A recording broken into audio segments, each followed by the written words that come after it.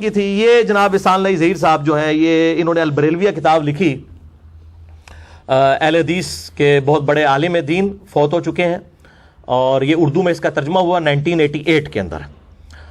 یہ البریلویہ کتاب, اس کے اندر تو خیر اس کے اوپر تو 1 گھنٹہ علیحدہ سے بولا جا سکتا ہے. جو زبان انہوں نے استعمال کیا مطلب بریلوی صاحب کے بارے میں, صرف میں آپ کو ذاتیات والی بات بتاتا ہوں کہ یہ اب ان دونوں پیجز کو اکٹھے ہی آپ کور کر دیں تاکہ ٹائم بچ جائے,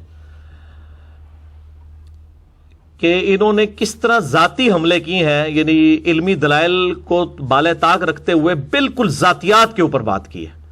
یہ تو آپ خود پڑھ کے بھی دیکھ سکتے ہیں, اس کا آپ مقدمہ ہی پڑھ دیں تو آپ کو پوری انٹینسٹی فیل ہو جائے گی. جی ٹھیک ہے جی. یہ لکھتے ہیں کہ جناب احمد رضا بریلوی کا رنگ نہایت سیاہ تھا, ان کے مخالفین انہیں اکثر چہرے کی سیاہی کا تانا دیا کرتے تھے.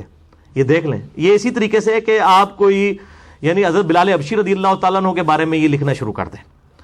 ان کے خلاف لکھی جانے والی یہ کتاب کا نام ہی التین اللازب علی الاسود الکاذب. وہ کہتے ہیں ان کے خلاف ایک کتاب لکھی گئی ہے کہ چپکی ہوئی مٹی کالے چہرے والے کے منہ پر. وہ کہتے ہیں یہ چیز بتا رہی ہے کہ احمد بریلوی صاحب کتنے کالے تھے, اور انہوں نے اپنا چہرہ خود بنایا سی, اللہ نے بنایا سی. پھر لکھتے ہیں کہ جناب احمد رضا نحیف و نزار تھے, درد گردہ اور دوسری کمزور کر دینے والی بیماریوں میں مبتلا تھے, کمر کی درد کا شکار رہتے تھے. اس طرح یہ علمی باتیں ہو رہی ہیں جناب, علمی باتیں. اسی طرح سر درد اور بخار کی شکایت بھی عموماً رہتی تھی. ان کی دائیں آنکھ میں نقص تھا, اس میں تکلیف رہتی تھی اور وہ پانی اتر آنے سے بے نور ہوگی. طویل مدت تک اس کا علاج کراتے رہے مگر وہ ٹھیک نہ ہو سکی. ایک مرتبہ ان کے سامنے کھانا رکھا گیا, انہوں نے سالن کھا لیا مگر چپاتیوں کو ہاتھ تک نہ لگایا. ان کی بیوی نے کہا کیا بات ہے, تو انہوں نے جواب دیا مجھے تو روٹیاں نظر ہی نہیں, حالانکہ وہ سالن کے ساتھ ہی رکھی ہوئی تھی. یہ علمی باتیں ہو رہی ہیں جی, علم کی دنیا ہے یہ, آپ دیکھ لیں. جناب بریلوی نسیان میں بھی مبتلا تھے, ان کی یاداشت کمزور تھی. ایک دفعہ اینک اونچی کر کے ماتھے پر رکھ لی, گفتگو کے بعد تلاش کرنے لگے, اینک نہ ملی اور بھول گئے کہ اینک ان کے ماتھے پر ہے. کافی دیر پریشان رہے, اچانک ان کا ہاتھ ماتھے پر لگا تو اینک ناک پر آ کر رک گئی, تب پتہ چلا اینک تو ماتھے پر تھی. یہ علمی باتیں ہو رہی ہیں, آپ ذرا دیکھ لیجئے کہ یہ مطلب ہماری یعنی علماء کی اپروچ ہے. اچھا, یہ آپ نے بریلویت کتاب میں یعنی پہلا حوالہ دیکھا. اس کے بعد سیدہ عائشہ کے حوالے سے ان پہ جھوٹ باندھا گیا کہ انہوں نے کوئی ان کی گستاخی میں اشعار لکھے, حالانکہ وہ ہدایت بخشش میں موجود ہی نہیں ہے. اور ایک پرنٹنگ میں کسی نے ویسے شامل کیے تھے, بعد میں اعلان برات آیا کہ بھی سیدہ عائشہ کے بارے میں انہوں نے یہ بات نہیں کی, بلکہ مصطفیٰ جان رحمت پہ لاکھوں سلام میں تو امہات المومنین کی شان میں اشعار موجود ہے. اس کے بعد یہ ذرا دیکھیں, یہ والا پیج صرف کور کریں جی, یہ والا بالکل سراسر جھوٹ لکھا اور یہ کہا کہ امام رضا بریلوی صاحب جو ہیں یہ چھپے ہوئے رافضی تھے. آپ تمہید ایمان میں اور جو کتاب حسام الارمین میں پڑھ چکے کہ انہوں نے تو اہل حدیث دیوبند کو یہ تانا دیا ہے کہ تم لوگ رافضی ہو. وہ رافضی ہونے کو خود کہاں صحیح سمجھتے تھے. احکام شریعت میں امام رضا بریلوی صاحب سے پوچھا گیا کہ نبی علیہ السلام کے بعد امت میں سب سے افضل کون ہے, تو انہوں نے کہا سیدنا ابوبکر صدیق رضی اللہ تعالیٰ عنہ. بلکہ میں اب اس ٹاپک پہ نہیں جانا چاہتا کہ کئی معاملات میں انہوں نے تو امیر شام حضرت معاویہ ابن ابی سفیان رضی اللہ تعالیٰ عنہ کا بھی ضرورت سے زیادہ دفاع کیا ہے حضرت بریلوی صاحب نے. تو یہ کون سا رافضی ہے جو حضرت امیر معاویہ کا دفاع کرتا ہے اور ضرورت سے زیادہ, اور اس میں جھوٹی روایتوں کا بھی سہارا لیا گیا. پھر ان کے آگے جو پوتا شاگرد تھے مفتی احمد جہاں نعیمی صاحب, انہوں نے تو پھر پوری کتاب بھی لکھ دی.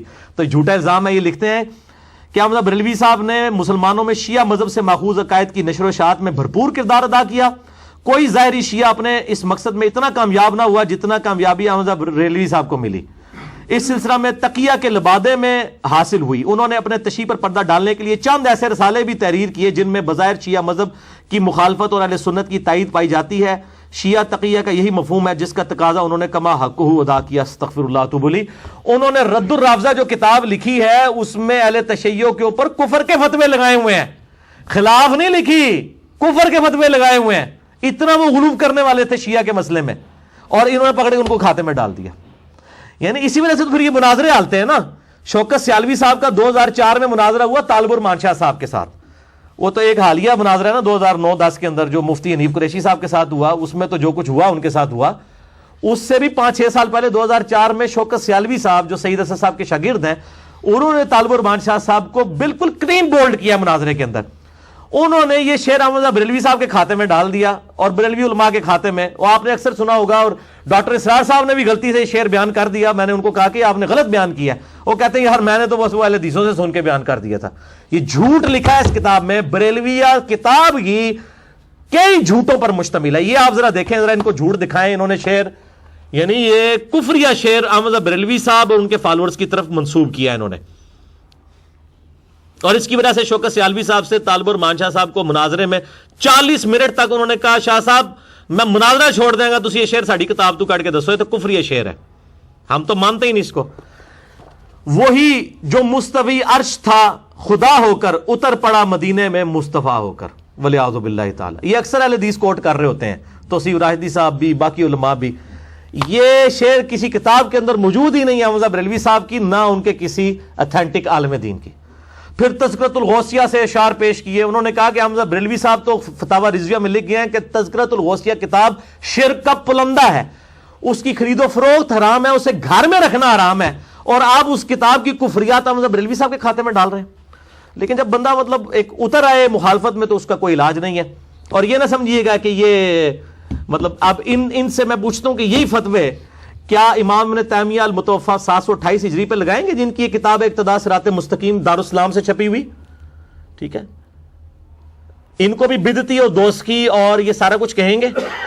میں اکثر ان کے حوالے دیتا ہوں, آج بھی میں دکھا دیتا ہوں, آپ دیکھ لیں کہ ان کے عقائد کیا اہل حدیث والے عقائد ہیں, تو کیا اس پہ وہ اجتہادی غلطی کہہ کے چپ کر جائیں گے, یا ان کے اوپر خارجی اور نجدی اور بد مذہب اور بد عقیدہ ہونے کا فتویٰ لگائیں گے.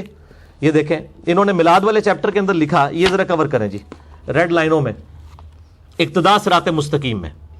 نیچے ترجمہ کرنے والے کو تو شرم آئی, اس نے فٹ نوٹ لگا دیا کہ بھئی حضرت صاحب سے کوئی کام غلط ہو گیا ہے, لیکن فتویٰ پھر بھی کوئی نہیں کسی نے لگایا ان کے اوپر.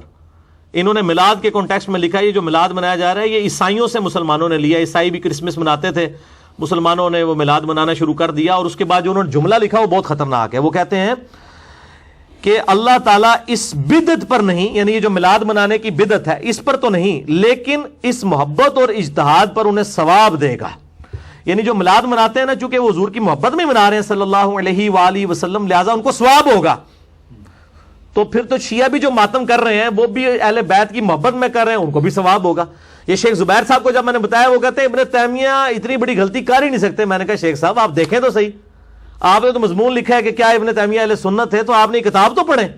وہ کہتے ہیں وہ یہ تو کہتے ہیں ابن تیمیہ نے تو ساری بدعتیں ہی لال کر دی ہیں.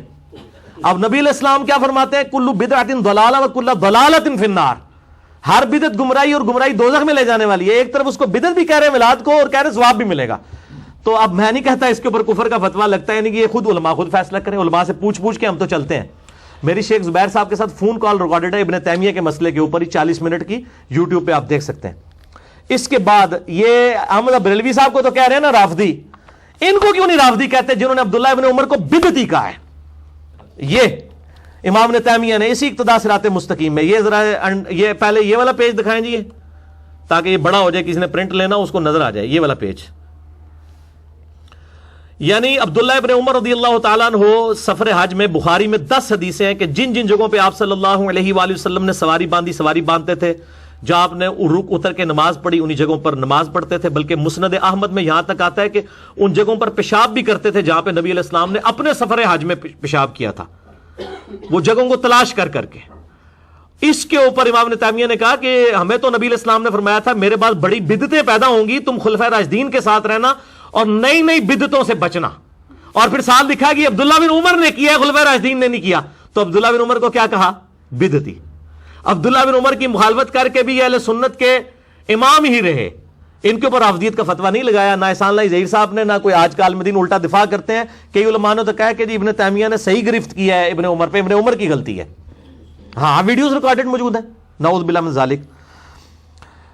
تو کہتے ہیں کہ جن مقامات پر نبی علیہ السلام نے اتفاقیہ نماز پڑھی تھی تو عبداللہ بن عمر کے سوا کسی صحابی سے مروی نہیں ان مقامات کو کسی طرح کی بھی کوئی خصوصیت دی گئی ہو. چنانچہ ابو بکر, عمر, عثمان و علی رضی اللہ عنہم اجمعین اور تمام سابقین اور اولین من المہاجرین والانصار ان راستوں میں سفر کرتے تھے, مگر کبھی ان مقامات میں خصوصیت کے ساتھ نماز نہ پڑھتے تھے. اور معلوم ہے کہ اگر یہ بات ان کے نزدیک مستحب یعنی کوئی نیکی کا کام ہوتی تو وہ سب سے پہلے لوگ یہ کرتے, خلفائے راشدین جو اس پر عمل کرتے, کیونکہ وہ سنت نبوی کے زیادہ جاننے والے تھے. وہ کہتے ہیں عبداللہ بن عمر سے زیادہ ان کو دین آتا تھا اور اس پر سب سے زیادہ عمل کرنے والے تھے. نبی صلی اللہ علیہ وسلم نے تو ہمیں فرمایا تھا تم میری سنت اور میرے خلفائے راشدین ہدایت یافتہ کی سنت کو لازم اختیار کرنا اور اسے خوب مضبوطی سے پکڑنا. خبردار دین میں نئے کاموں سے بچنا, ہر نیا کام بدعت ہے, ہر بدعت گمراہی ہے. اور معلوم ہوا کہ خلفائے راشدین نے یہ کام کبھی نہیں کیا لہٰذا اس فعل میں خلفائے راشدین کی سنت نہیں بلکہ ایک بدعت کی ہی پیروی ہوتی ہے۔ پتہ اس کا جواب کیا دیتے ہیں؟ وہ کہتے ہیں جی انہوں نے عبداللہ بن عمر کے عمل کو بدعت کہا ہے، عبداللہ بن عمر کو بدعتی نہیں کہا۔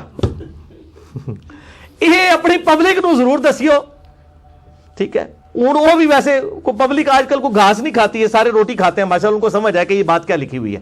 لیکن شیخ زبیر صاحب نے اپنی کال ریکارڈنگ میں کہا کہ بالکل باطل ہے اس کا یہ موقف، عبداللہ بن عمر کا یہ عمل کوئی بدعت نہیں، کسی صحابی نے اسے بدعت نہیں کہا۔ بلکہ میں نے تو واقعہ معراج والے لیکچر میں اس کی سپورٹ میں 4 کتابوں سے حدیث پیش کی تھی کہ نبی صلی اللہ علیہ وسلم کو بھی بیت اللہ میں نماز پڑھوائی گئی، اور اسی طریقے سے آپ صلی اللہ علیہ وسلم کو کوہ طور پر نماز پڑھائی گئی۔ نبیوں کے مقدس مقامات پر سنن نسائی کے اندر حدیث موجود ہے، دلائل النبوہ کے اندر موجود ہے، آپ معراج والا میرا لیکچر دیکھیں، اس میں میں نے امام ابن تیمیہ کے اس موقف کی رد کیا تھا کہ عبداللہ بن عمر کا یہ موقف بالکل ٹھیک تھا۔ اور اس کے حوالے سے وہ ایک جعلی روایت پیش کرتے ہیں کہ جو صلح حدیبیہ کا درخت اکھڑوا دیا تھا حضرت عمر فاروق رضی اللہ تعالیٰ نے، بالکل جھوٹی روایت ہے، کوئی نہیں تھا اکھڑوایا۔ وہ تو صرف حدیث میں اتنا آتا ہے کہ اللہ تعالیٰ نے اس حوالے سے گم کر دیا کہ لوگوں کو وہ درخت یاد نہیں رہا۔